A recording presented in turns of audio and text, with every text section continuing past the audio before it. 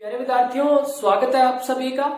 आइए देखते हैं क्लास 10+2 मैथ्स चैप्टर 4 जिसका नाम है डिटरमिनेंट्स। इसके कुछ महत्वपूर्ण ऑब्जेक्टिव टाइप क्वेश्चंस। मेरे बच्चों, क्वेश्चन नंबर फर्स्ट है हमारे पास।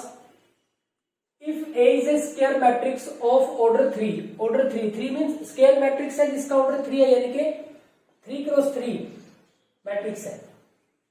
Such that determinant of A is 13, determinant A 13 है, then determinant of adjoint of A is equal to, determinant of adjoint of A is equal to। प्यारे बच्चों, बेहद important question है।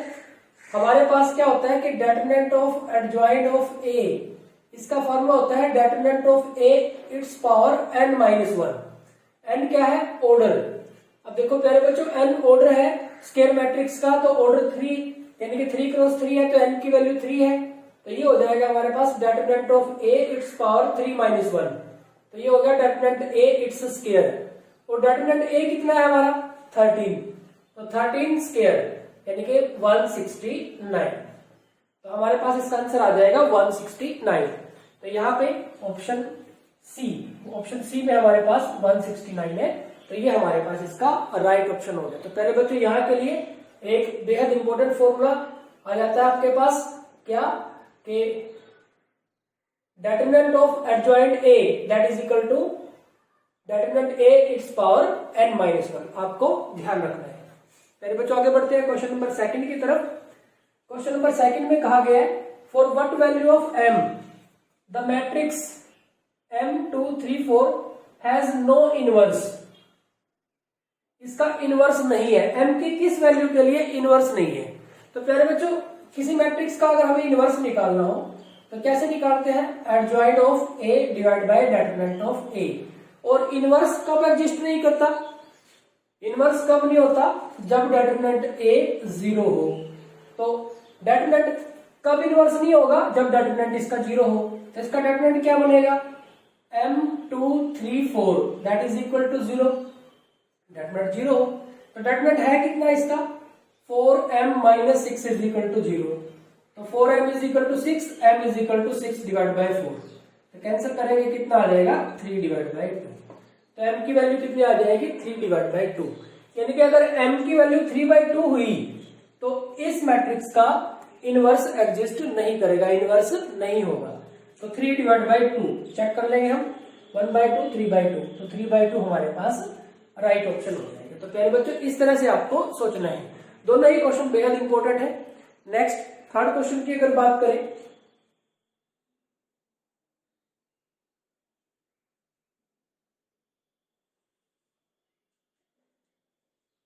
Third है हमारे पास, A is a square matrix of order 3। A एक square matrix है order 3 and determinant of A is equal to 5। Then find determinant of 2A। प्यारे बच्चों, दो बेहद इंपॉर्टेंट रिजल्ट है। एक तो डेटरमिनेंट ऑफ एडजॉइंट ए, ये है हमारे पास determinant A its power n-1, n order है। और दूसरा डेटरमिनेंट ऑफ के ए, ये है हमारे पास k raise to power n determinant of A. इन दोनों में से एक क्वेश्चन आपके एग्जाम में जरूर आएगा। ये भी हो सकता है कि दोनों से एक एक आ जाए, लेकिन एक तो 100% श्योर है कि इन दोनों में से एक तो जरूर आएगा।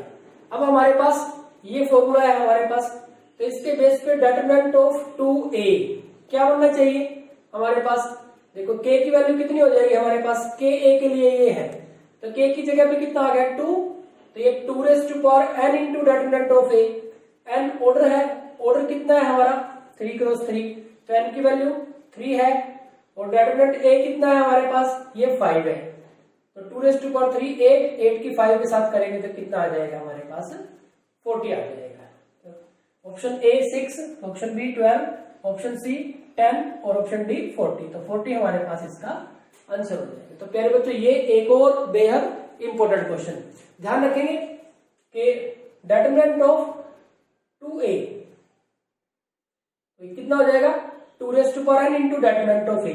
इस फॉर्मूले के बेस पे अगर आपसे सीधा ये पूछे, ये ना दे रखा हो, मान लो ये नहीं दे रखा हो, और आपसे ये कहे कि A is a square matrix of order 3 sir, then K into determinant of A, सीधा ये पूछे k into determinant of a, तो ये क्या हो जाएगा k raise to power n into determinant of a, k तो k ही है, n की वैल्यू 3 हो जाएगी और डेटर्मिनेंट कितना है हमारे पास a का डेटर्मिनेंट दे रखा हो तो पुट कर देंगे, नहीं तो ये ऐसे ही रह जाएगा, तो k cube into determinant of a।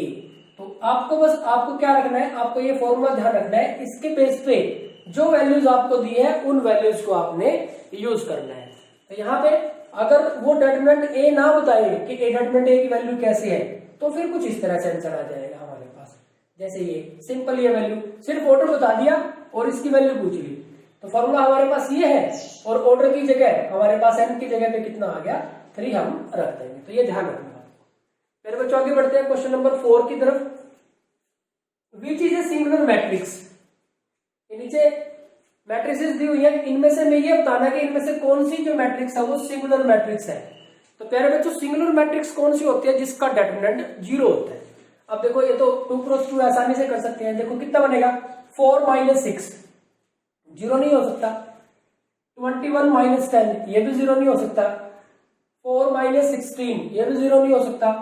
16 minus 16, ये 0 हो जाएगा, तो कौन सी हो जाएगी हमारे पास, डी ऑप्शन राइट ऑप्शन हो जाएगा। यहाँ पे पूछा गया था कि कौन सी मैट्रिक्स सिंगुलर है, तो सिंगुलर मैट्रिक्स कौन सी है हमारे पास, सिंगुलर मैट्रिक्स कौन सी होती है जिसका डेटर्मिनेंट 0 होता है। तो ये हमारे पास ये मैट्रिक्स है जिसका अगर हम डेटर्मिनेंट निकालेंगे तो कितना आएगा 0 हो जाएगा, तो ये हमारे पास कैसी मैट्रिक्स होगी, सिंगुलर मैट्रिक्स होगी। तो प्यारे बच्चों हमारे पास क्वेश्चन नंबर 5 की तरफ बढ़ते हैं। क्वेश्चन नंबर 5 में कहा गया है A एक मैट्रिक्स दी हुई है, then adjoint of A is equal to, adjoint निकालना है। तो प्यारे बच्चों 2 क्रॉस 2 मैट्रिक्स के लिए एक शॉर्ट ट्रिक होती है एडजॉइंट निकालने की। एडजॉइंट ऑफ मैट्रिक्स A क्या होगा, इसमें जो डायगोनल एलिमेंट है A11 और A22 इनको चेंज कर दो, डायगोनल एलिमेंट को चेंज कर देंगे तो यहाँ 2 आ जाएगा और यहाँ 1 हो जाएगा। और जो नॉन डायगोनल एलिमेंट है ये वाले नॉन डायगोनल एलिमेंट के सिर्फ साइन चेंज करने हैं, 4 से -4 हो जाएगा, 0 का -0 हो तो फिर भी 0 ही रहेगा।